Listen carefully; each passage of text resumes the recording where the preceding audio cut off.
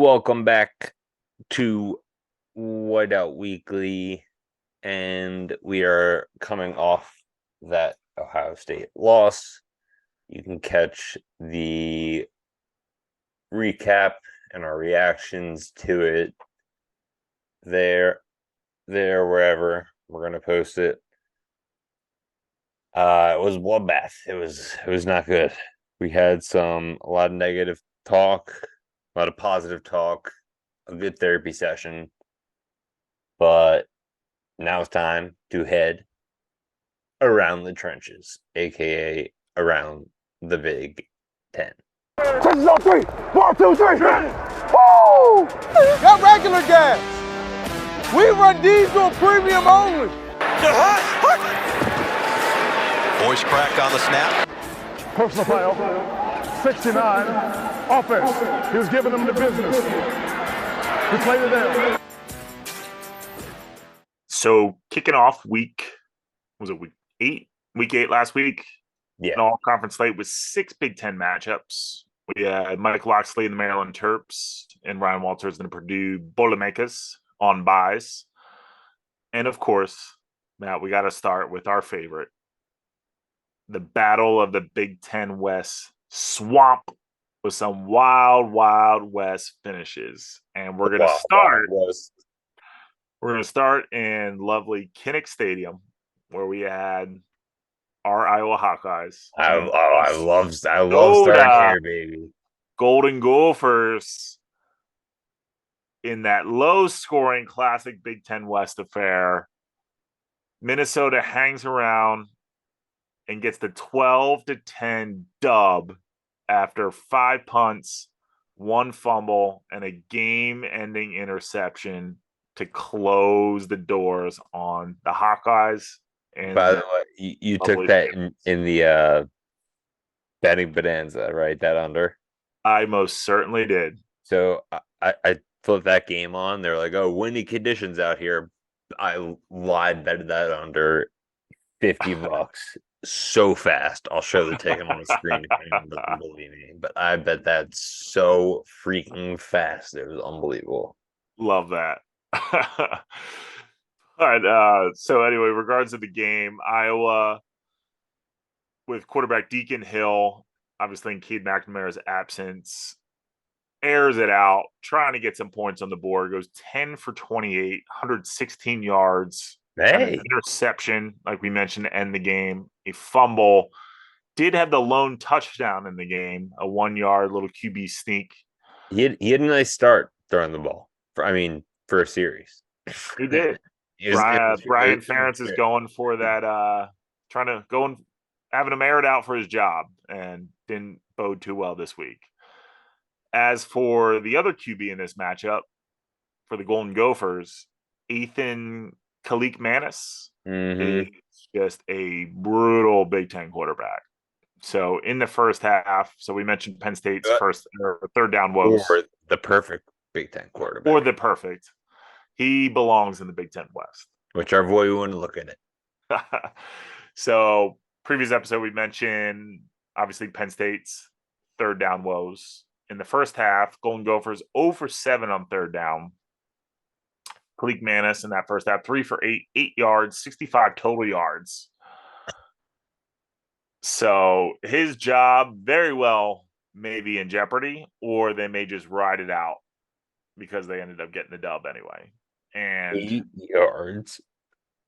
That's got to be one of the lowest first half totals in Minnesota passing history in the first half.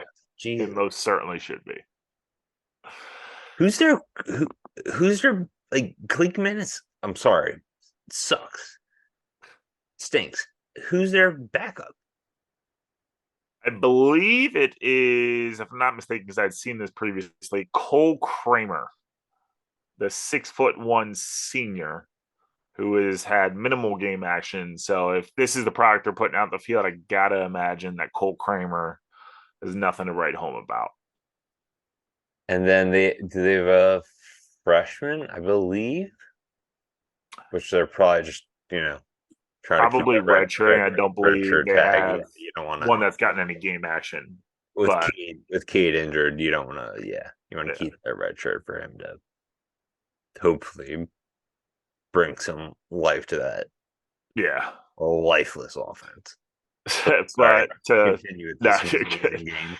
to wrap up this beautiful contest, it ended in controversial fashion as Iowa punt returner Cooper DeJean had a punt returning return for a touchdown that was Very called controversial. back. And the controversial piece here was the fair catch signal or lack of fair catch signal that Iowa Nation is clamoring for, but the referees decided that he signaled for the fair catch.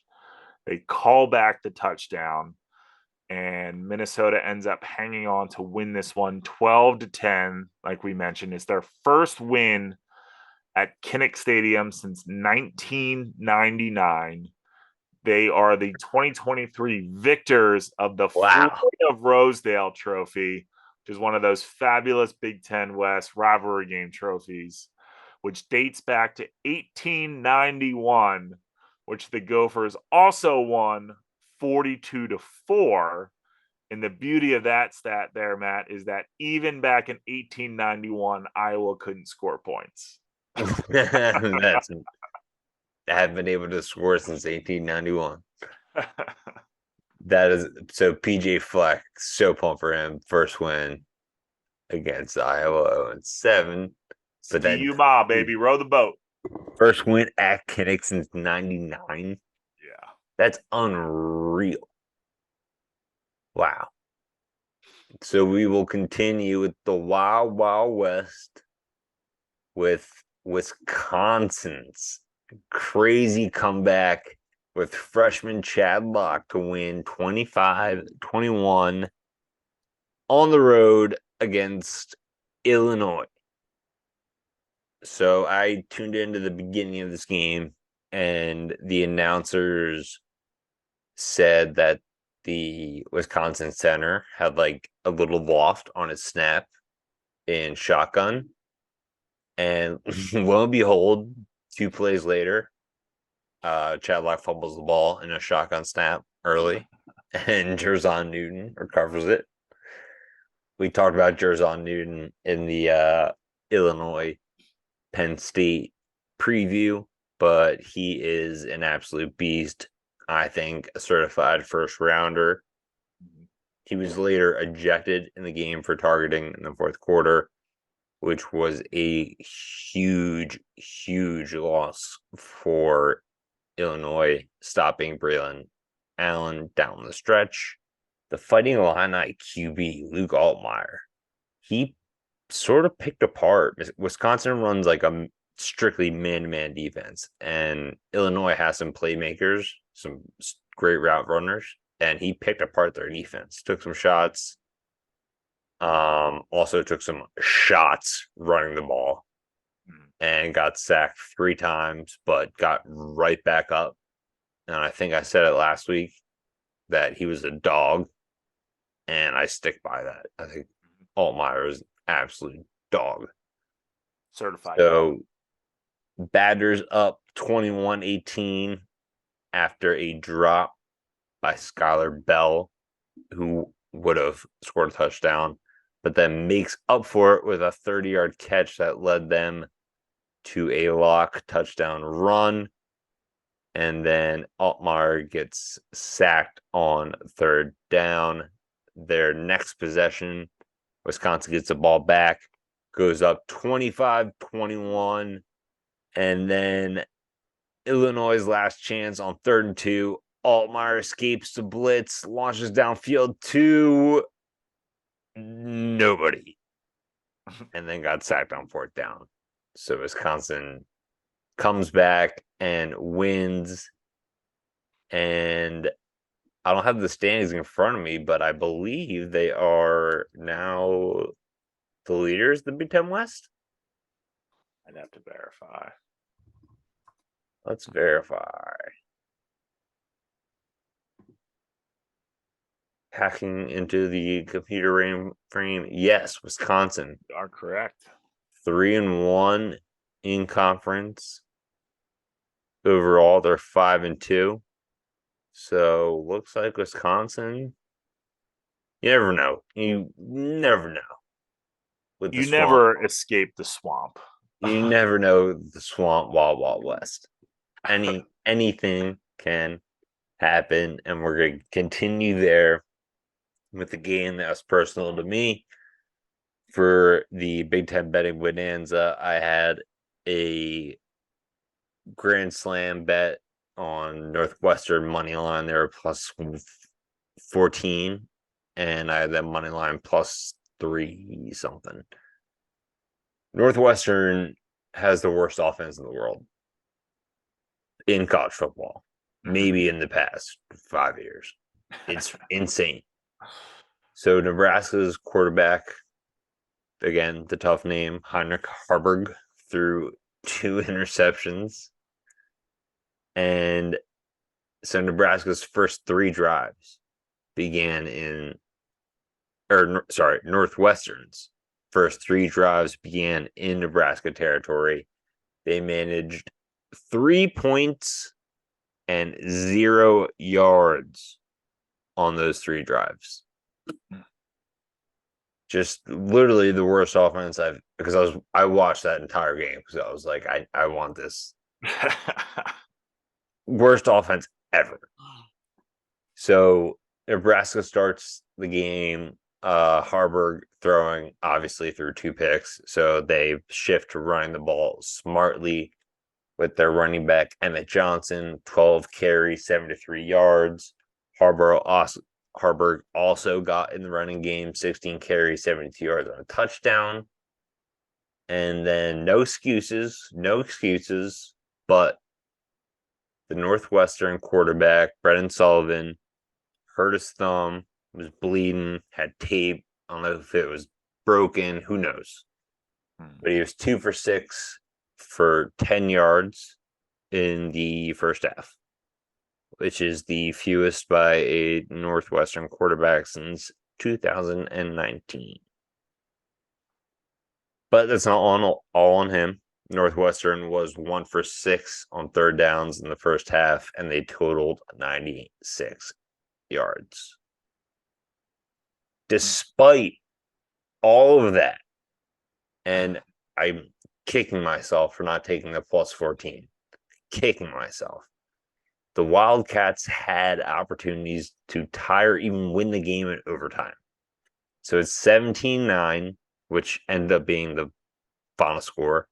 After Northwestern hits field goal, they force a punt. 3rd and 3, Northwestern commits a face mask penalty, and then they get a sack. Forced another punt. Last chance. Sullivan gets sacked twice. Part of Nebraska's 8 total sacks. So they had 2 chances to get 8 points and tie it up, possibly win it in overtime, change my fate in the Big Ten Betting Bonanza. But of course, they let me down. I mean, I saw that coming from a mile away, ready to get my heart broken. It always ends that way. Let's get out of the swamp. Get out of the swamp. I'm done with this. Back to greener pastures, or may or may not be greener pastures for the Michigan Wolverines. So we had our first anniversary, a lot of great matchups in this rivalry, this cross-state rivalry. But first anniversary of the tunnel fight that took place last year. Isn't there a player that was still suspended from that fight? I have to go back and look. I know it was for at least the rest of last season. I'm not sure if that ended up bleeding into this season as well, but very well could be. I know, like, people got misdemeanors and stuff for that. Right. Yeah. Yeah. It was brutal. Yeah. So, regards to the game, Wolverines absolutely thrashed Sparty, 49-0. JJ McCarthy, 21-27, 287 yards, 4 touchdowns, and held Michigan State to 182 total yards and under 2 yards per carry. The bigger storyline out of this one is the story that surfaced surrounding Jim Harbaugh in this program in regards to a cheating and sign stealing scandal Ooh, bad boys. Ooh, that surfaced over the weekend. There was Can't an do ESPN. that. There was an ESPN article that dropped by Pete Thamel, Mark Schlabach, that outlined kind of what's going on here. And the crux of it is that a Michigan staffer by the name of Connor Stallions, over the course of the last 3 seasons, has purchased tickets in his own name for more than 30 games at 11 different Big Ten schools. So now there's paper trail evidence of this, as they indicate that he was using his own credit card and doing so much so that he was even forwarding these tickets to other folks in different areas of the country, which sheds light of kind of the covert operation that was going on here. Whoa.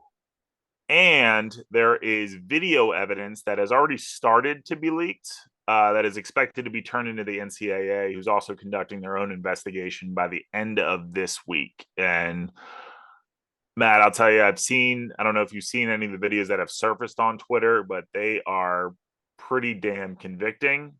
There's a video out there Yeah. of the Ohio State game from last year where they show Stallions hip to hip with Ohio State, with the defensive coordinator of Michigan, calling out, and the entire team ends up calling out what the play is that's about to be run here. This is Spygate. It's This a is Spygate. All Yeah. over. This is Michigan Spygate. It is a Spygate. And they even indicated that for this week's Penn State Ohio State matchup, who, as we mentioned, big matchups coming down the road for Michigan, tickets were purchased on both sides of the stadium across from each bench for Ohio State and Penn State, but they confirmed that no one ended up sitting in those seats for the game, likely due to the dropping of this investigation. Yeah, you'll wonder why. You wonder why. And just to show you kind of the magnitude of this, so Michigan's record, and we know what Harbaugh's struggles were when he initially got to Michigan, but his record and Michigan's record, the pre-sign stealing allegedly starting, which was over the course of the last 3 seasons, so 2015 to 2020, Michigan was 49-22. From 2021 to 2023, the last 3 seasons, which would be the course of this sign stealing Spygate, Michigan is 33-3. Matt, vast difference. Spygate. Yes, they have a lot of great talent there. Spygate. Spygate is leading I just Michigan watched to wins. I cannot wait to see what comes of this. Who knows if it will be any implications on this season? That would be fantastic for the tiebreaker race. But yeah, there is a lot more to come here. And Jim Harbaugh, if he wasn't already, we know he's been flirting with those NFL waters. He could pull a Pete Carroll and say, "Me, I'm out." Yeah.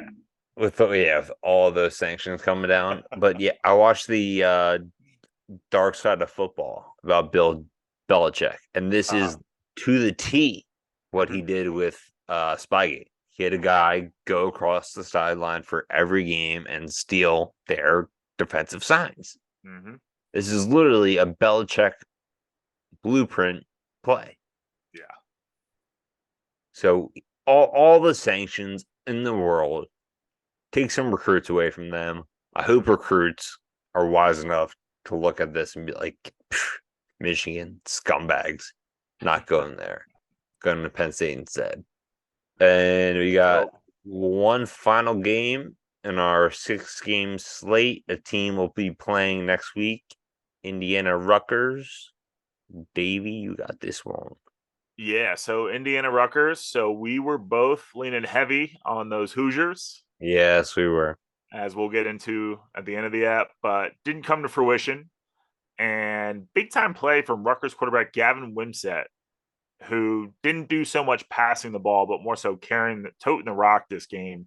16 carries, 143 yards, 3 touchdowns, including an 81-yard touchdown scamper. And this one stayed close through one half of play. I believe it was 14-10, if I had that right, or it was a 3-point game heading into halftime, and then Rutgers really pulled away in the second half. 276 total rushing yards for Rutgers in this one, as they improved to 6-2.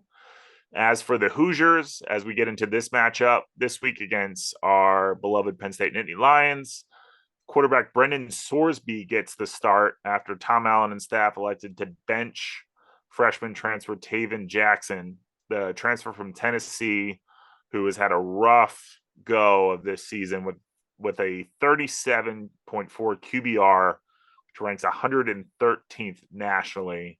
So it seems like Sorsby will be the guy going forward. Time But to hit the pine for that guy. yeah, that's right. But as we like to say, it's a fluid situation there when you're 2-5 in the Hoosiers and don't have much of a lick of offense. But yet again, neither do we. But we're looking to get back on track against a brutal team this week, and Lord knows we need it. Have to. So with that, we will go into our Indiana at Penn State preview. Like we said, this is a get back game for Penn State. It's a noon kickoff on CBS. Spread is Penn State minus 32 on DraftKings. I think it's 31.5 still on FanDuel. The over-under is 46.5 on DraftKings. So the Hoosiers and head coach Tom Allen come to Beaver Stadium with a 2-4 record, and they're 0-4 in conference play this season. And while researching this game, I saw that their team captain, who plays that similar to Penn State, that prowler role, the hybrid safety linebacker, Noah Pierre, is out for an extended period of time after an injury with 5 minutes left in the first quarter. He was carted off the field. So I'm assuming that's a lower body injury, but, don't want to make any assumptions on the severity of it. Wishing nothing but the best for the Hoosier captain. However, it looks like he will be out this week. Dave, did you have anything else on that, or do you just want to go right into your impact player for Indiana and a possible mismatch? No, I think we could definitely get into that. But for Pierre, for a struggling team like Indiana, never want to take them lightly, but that's tough pill to swallow there. A team that doesn't have a lot of depth across the board. So when you lose someone of that caliber, captain too, you always got to have that next man up strategy. But when you're in a spot like you are, like the Hoosiers are, you don't really have a ton of depth there. So that's definitely something to look out for heading into not only this matchup, but as the season continues for them, as they continue to struggle in Big Ten play.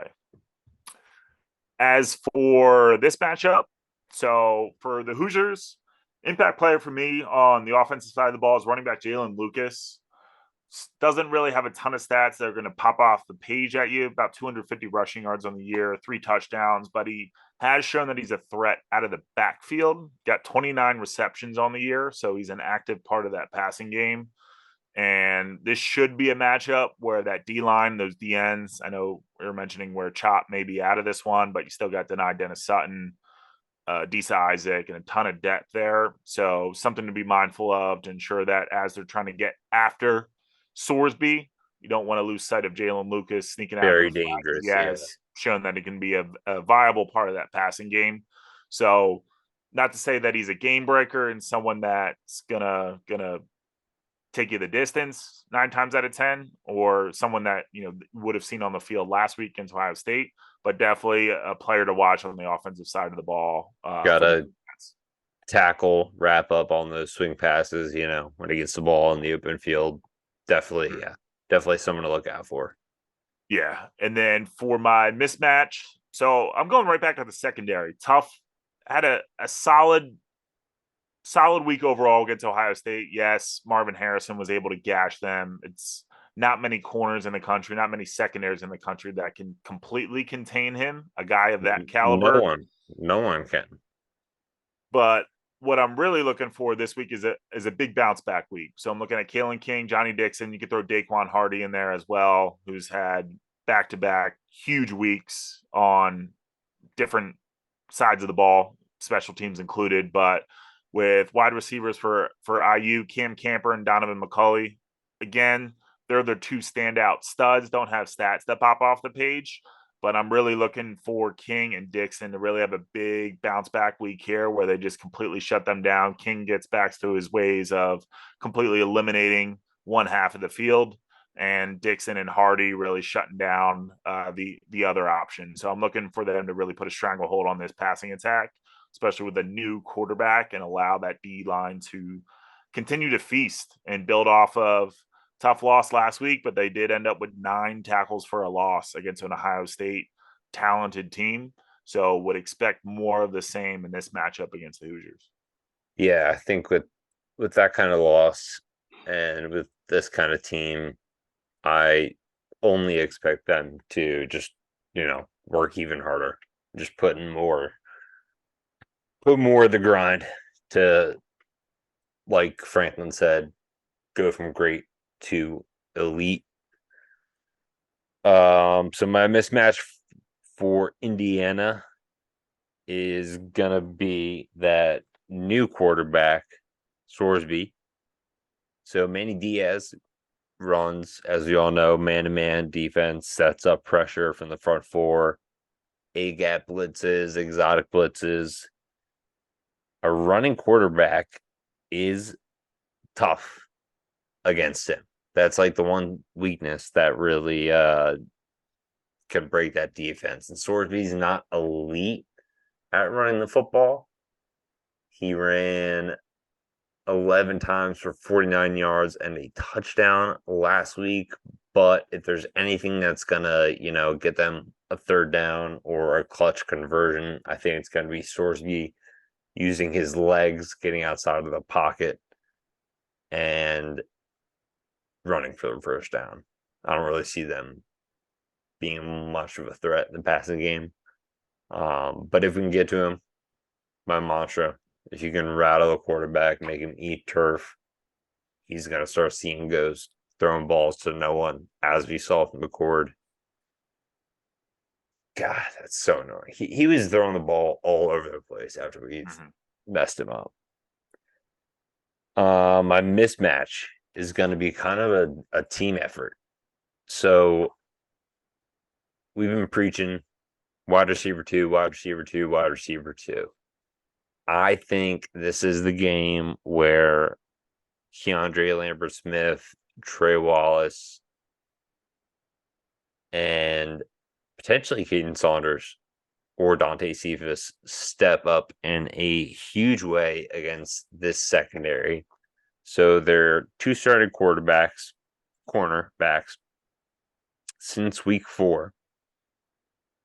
Jamal Sharp has had 12 targets his way, allowed 8 catches for 134 yards. That's 16.8 yards per reception.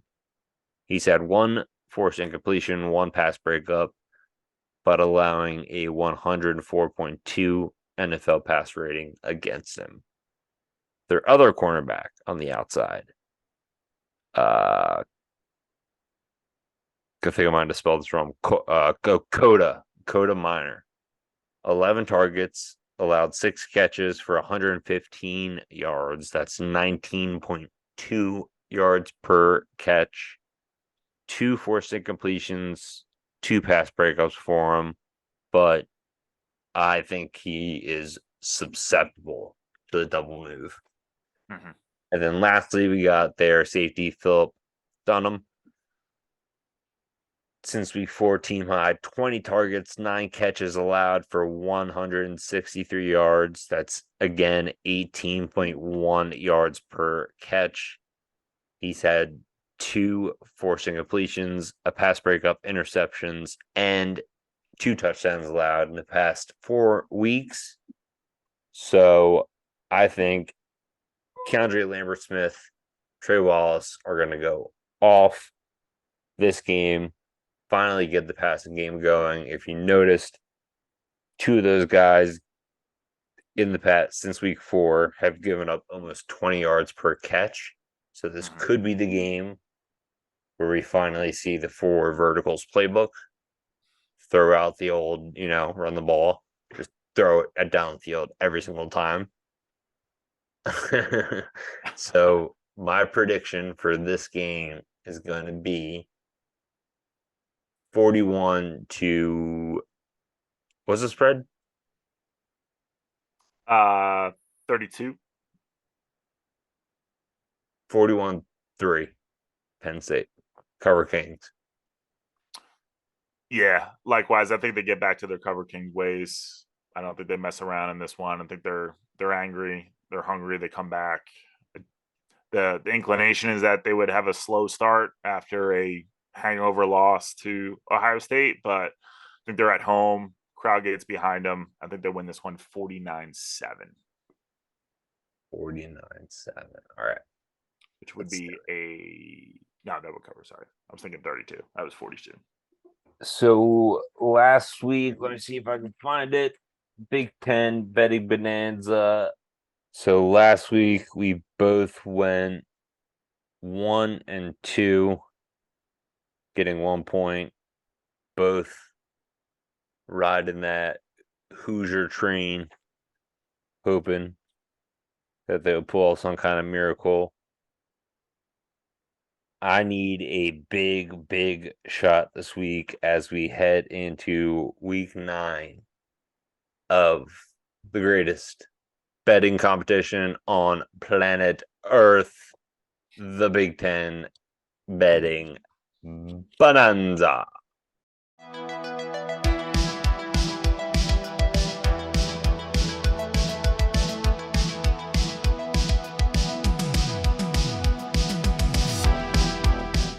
Note these games and spreads were picked on Tuesday of this week. It is week 9, as we said, right? Yep. Week 9 of the Big Ten Betting Bonanza. And Dave and I shared a similar awful week, going 1 and 2 apiece, getting 1 bonanza point.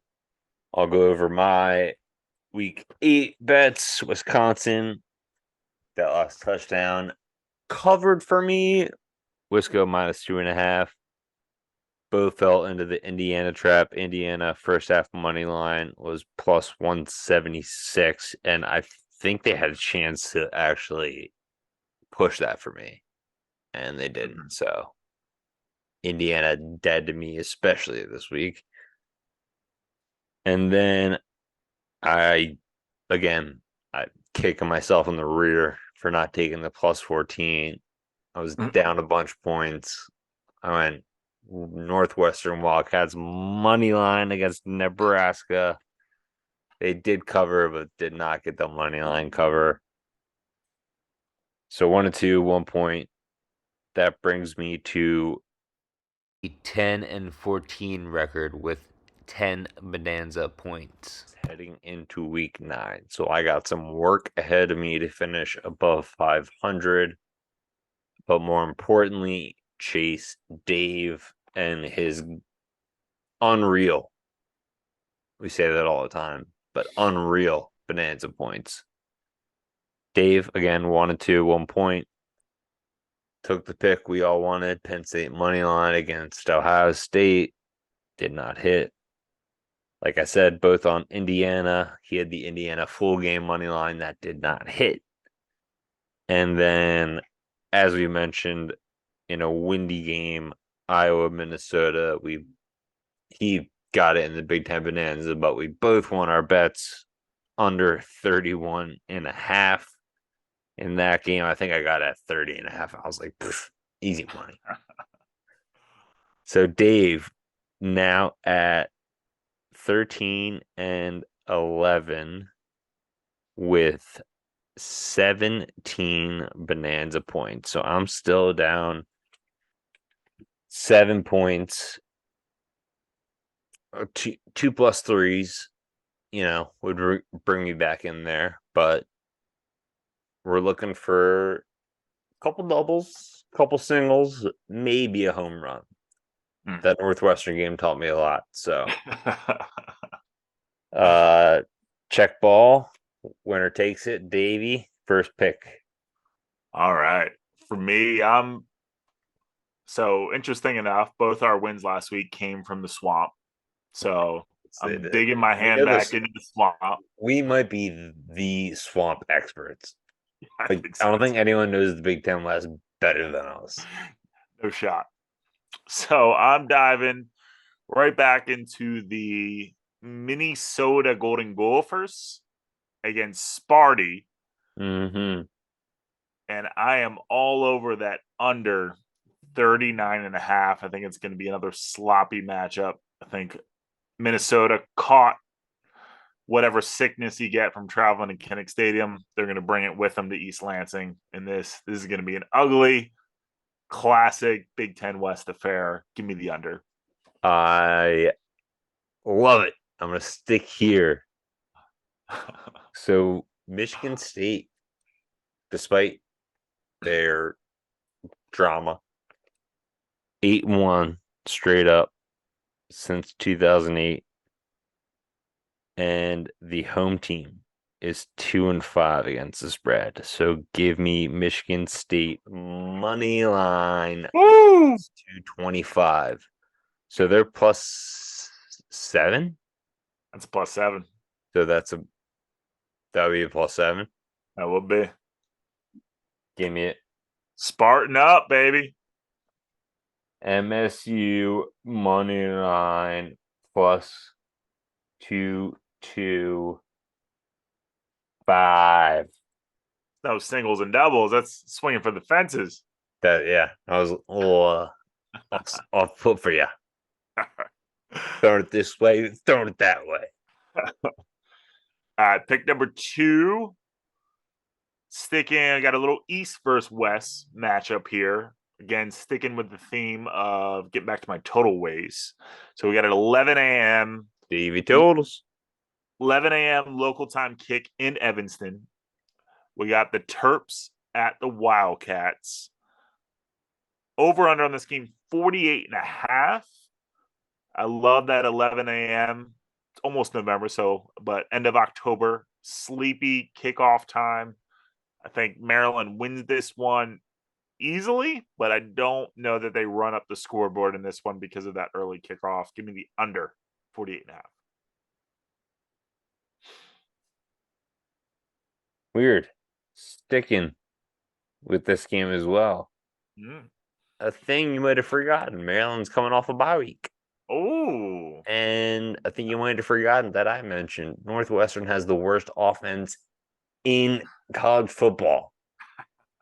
Maryland's -13.5. Give me that all day for a single. Right back.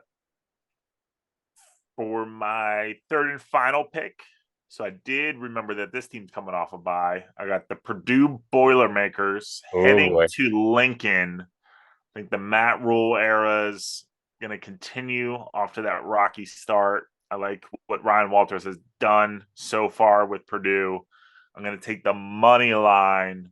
I think Purdue is +2.5 in this one, but I'm going to take the Boilermakers straight up in this one. Give me that money line. Do you know what the number is? I had it at +112. So, yeah, we're sticking with the same game too.